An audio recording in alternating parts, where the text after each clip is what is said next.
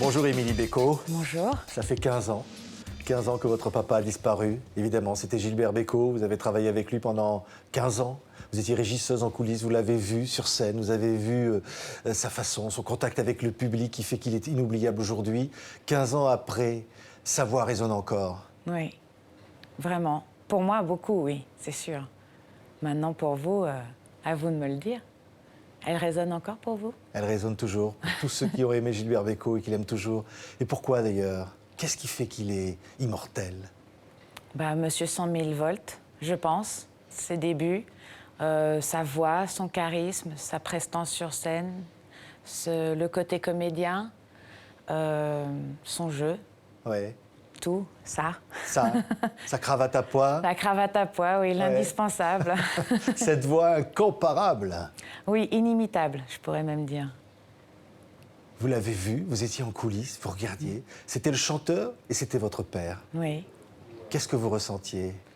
C'était deux personnes différentes. Il y avait le chanteur et il y avait le papa. Donc, deux personnes complètement différentes, deux univers complètement différents. L'artiste qui donnait tout ce qu'il avait et le papa qui faisait plein de bêtises à la maison. Un papa qui était drôle, qui était Oui, comment? Qui très s'amusait drôle. avec vous? Oh, tout le temps, tout le temps. Il n'était pas le premier pour la déconne. Il était à fond tout le temps. Il avait toujours des idées dans tous les sens. Voilà, papa, quoi. Un papa comme tous les autres papas, peut-être un peu plus fou que les autres. C'était Bécaud, mon père. C'est le titre d'un formidable documentaire produit par Marie-France Brière qu'on pourra bientôt voir sur TV5 Monde. Regardez. Il nous filmait tout le temps. Mes souvenirs et les vôtres vont se fondre dans un doux mélange. J'avais 7 ans, je fais du vélo avec papa.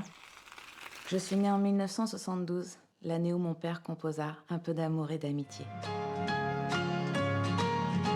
Toi qui es seul et qui réclame un peu d'amour et d'amitié.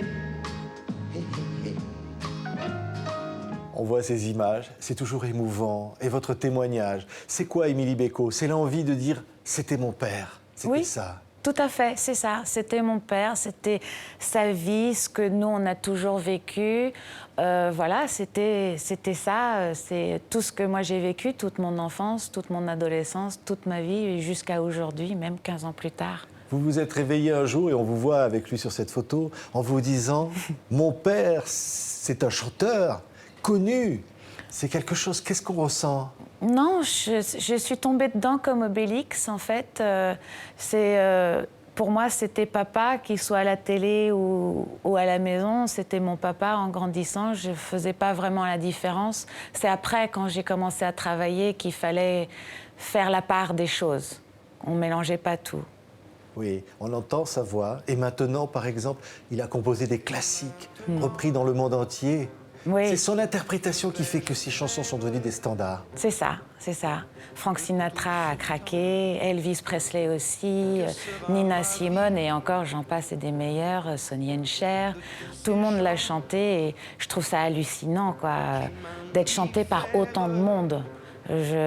Maintenant, c'est maintenant que je me rends compte. À l'époque, pour moi, c'était normal parce que c'était papa et il était connu. Mais maintenant, je me rends compte plus de l'impact de l'artiste qu'il avait auprès des autres et c'est chouette. C'est chouette, Ouais, écoutez c'est ça chouette. par exemple. Pour rien, ce cœur qui bat, pour qui, pourquoi, C'est beau, hein? Ouais. qui bat trop C'est fort. magique, non? Quelque chose est magique. Au départ, c'est mon papa avant d'être l'artiste, donc je suis toujours plus touchée, je pense, que des gens lambda, les fans et tout ça. C'est quand j'entends sa voix, j'entends plus papa que le chanteur. Mais oui. Ce qui est incroyable, c'est que vous avez chanté en duo avec lui. Oui. Ça a été fou, ça. Je m'y attendais pas. Hein. C'était une surprise de sa part. C'était inattendu. Alors, c'est une chanson qui s'appelait... La fille au tableau, écrite par Luc Plamondon, qui, en fait, il m'a piégée avec. Ils l'ont écrite sans me le dire et il me l'a fait écouter en répétition avant un concert. Et il m'a dit, on se la fait ce soir. Et on la connaissait pas, donc on avait les cartons sur le piano parce que ni l'un ni l'autre connaissions les paroles encore. Et puis on l'a fait et ça a vachement bien marché. Oui, donc, écoutez, voilà. là, c'est votre voix, là, hein, il y a quelques années, entendez. Oh là là. Costume, 3 pièces rayées. Histoire d'un autre temps, d'un autre monde. J'ai l'impression qu'il vous parle encore. Oui. là. Oui. Non? Oui. Oui, je suis très touchée, bien sûr. J'ai les larmes aux yeux tout de suite. Pas tout le monde a la chance d'entendre la voix de son père 15 ans plus tard. Donc j'ai cette chance-là. Donc je le prends à bras-le-corps. Ça veut dire qu'il n'est pas parti? Non, pas pour moi. Il est ailleurs en concert et je peux pas y aller parce que je suis en promo pour lui. C'est vrai? Vous Bah faites oui. la promo pour votre papa. Oui. Je ne viens pas pour moi, je viens Oui. pour papa. Vous continuez pour lui, Oui. ici, là. Oui. Vous pensez qu'il vous voit, là, quelque part? Bah, il y a intérêt. Ah bah oui, j'espère qu'il me voit, oui. J'espère qu'il est là. Il Et- doit être là ou là ou là. Et qu'est-ce qu'il dit, alors, s'il vous voit? Vas-y, ma fille. Vas-y, ma fille, assure. Parce qu'il était battant. Oui, Il vivait dans l'avenir. Il vivait toujours pour demain. toujours demain. Hier l'intéressait pas. C'était passé, c'était passé. Ouais. Demain. C'est des centaines de chansons. Regardez ce coffret incroyable qui est donc publié. Il y a une vingtaine de CD, un livret. Ouais. C'est des centaines de chansons. Des centaines. Finalement, pour l'île déserte, c'est la recette du bonheur, quoi. C'est ça, c'est ça. Hein? C'est le canif qu'on aimerait avoir sur une île déserte ou le briquet qu'on rêverait d'avoir à ce moment-là, oui. Il vous parlait, il vous confiait sur son métier des fois. Il vous disait qu'est-ce que c'était pour lui, chanter, son public. C'était sa vie, c'était son oxygène, il en avait besoin. Il avait besoin de ce contact avec son public, c'était très important pour lui. C'était sa manière à lui de s'extérioriser, de vivre, d'exploser, de pouvoir être lui-même dans son côté un peu fou. Oui, il y avait un côté fou, vraiment. C'était quoi son côté fou?